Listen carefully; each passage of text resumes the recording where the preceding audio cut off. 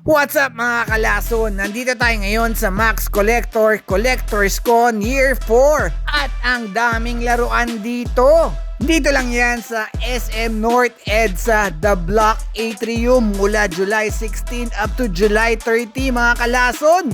Kaya siguraduhin mong makakapasyal ka dito at ihanda mo yung sarili mo dahil siguradong mapapalaban ka dito sa dami ng mga laruan na pwede mong pagpilian. So sit back, relax, and enjoy mga kalason habang pinapakita ko sa inyo yung mga budol na nag-aantay sa inyo. Ako nga first day pa lang na damage kagad. Pero ginusto ko to Ang gaganda kasi ng mga items nila.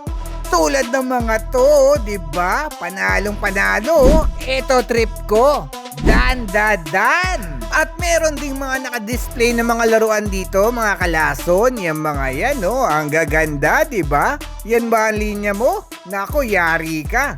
Uy, Masters of the Universe. Parang gusto ko bumili na to At marami ring mga cosplayers para sa opening kanina na talaga namang pinaghandaan itong event na to, 'di ba? Tingnan nyo naman guys, Kaya naman talagang excited yung crowd na magpa-picture sa bawat isa sa kanila.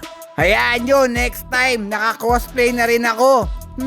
Sino kaya maganda cosplay guys? Magbigay nga kayo ng suggestion.